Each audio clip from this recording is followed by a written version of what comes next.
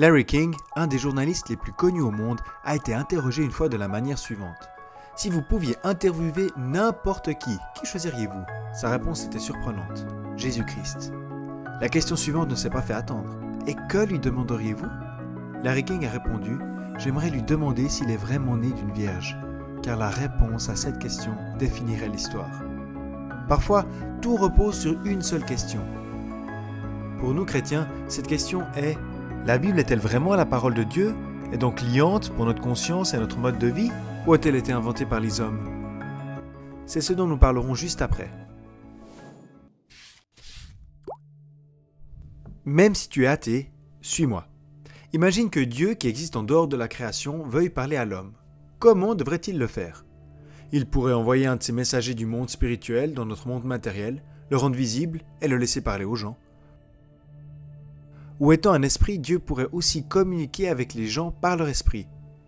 Ou il pourrait lui-même entrer dans la création et dire « Me voici, j'existe ».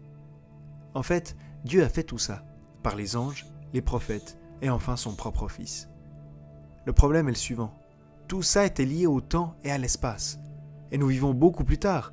Et nous ne pouvons pas en profiter. Alors que devrait choisir Dieu pour pouvoir parler à l'humanité de façon permanente? Les enregistrements audio sont bons. Mais en fait, ils sont assez modernes. Et ensuite, c'est pas si facile de travailler avec des contenus audio. On aime bien les écouter. Mais lorsqu'il s'agit de les étudier, d'aller en avant, de revenir en arrière, c'est beaucoup plus compliqué. Et c'est le même principe avec les vidéos. Les images sont cool, mais malheureusement, elles ne transmettent pas assez de détails pour expliquer des contextes théologiques complexes. Mais il y a un autre moyen qui est très accessible, simple et qui permet à la fois la profondeur du contenu et la réflexion. C'est la parole écrite. D'accord, mais comment croire que Dieu, qui a créé le ciel et la terre, parle dans tel ou tel livre? Certains diraient « Oh, vous devez avoir la foi et juste croire ». Alors c'est peut-être vrai pour certaines religions, mais pas pour la foi chrétienne. Parce que dans le sens chrétien, la foi est autre chose. C'est ainsi que Paul explique sa foi personnelle. Je sais qui j'ai cru. Ce « je sais » montre que la foi est basée sur des faits connus. Pour en savoir plus, lis Hébreux 11. Dans la Bible, les hommes n'ont jamais été incités à faire un saut dans le vide. De plus, Paul a dit « qui j'ai cru ». Peu importe la quantité ou la force de ta foi, tant que cette foi est fondée sur quelque chose de réel.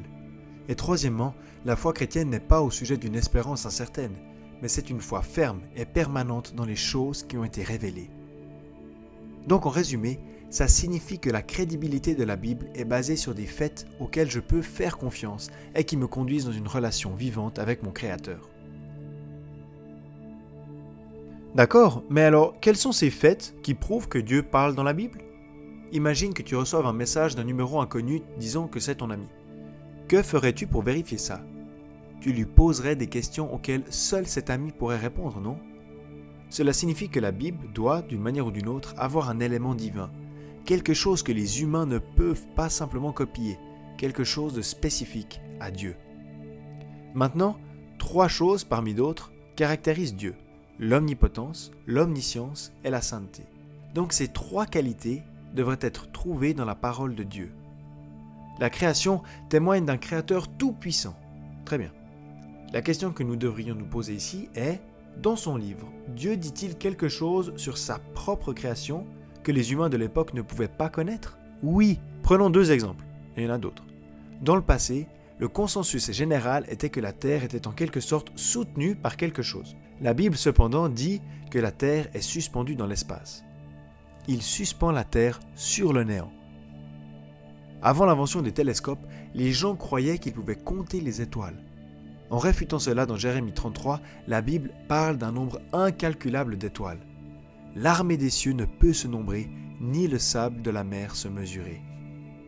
Et ce ne sont là que quelques phénomènes qui nous montrent que la Sainte Écriture n'est pas issue des croyances dominantes de l'époque, mais qu'elle a une origine divine surhumaine.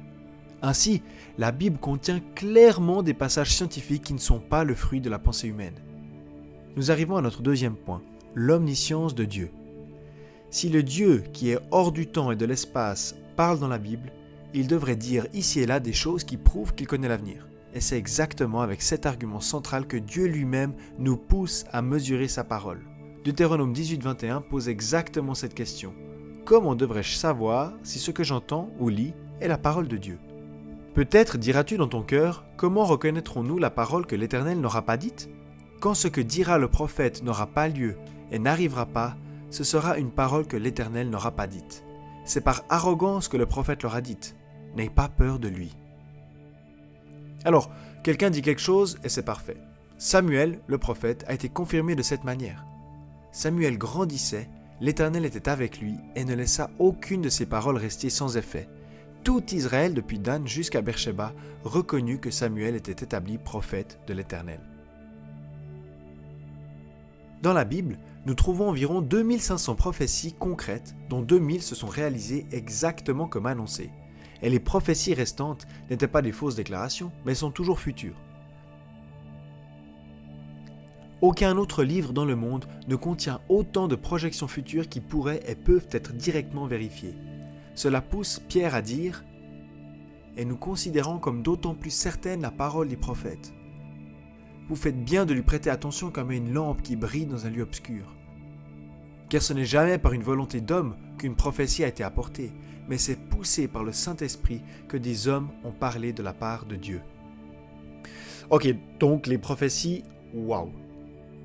Mais Dieu n'a pas seulement prédit des événements, il a aussi révélé dans sa parole des trucs et astuces qui ont été utilisés pendant des siècles et qui se sont avérés être vrais. Par exemple, quand il s'agit d'argent, le Dieu de la Bible a prédit dans sa parole le système bancaire complet quand il a expliqué à Moïse le mystère et le pouvoir des revenus passifs, les intérêts. Deutéronome 28, 12, 13, « Tu prêteras à beaucoup de nations et tu ne feras pas d'emprunt. L'Éternel fera de toi la tête et non la queue. Tu seras toujours en haut et jamais en bas. » Ou prenons autre chose de super important, les lois. La loi mosaïque est considérée même par les philosophes laïcs comme la plus grande bénédiction pour l'histoire de l'humanité. Mais le génie ne s'arrête pas à ce qui est dit, mais à la manière dont c'est dit. En d'autres termes, comment les différents livres de la Bible s'assemblent.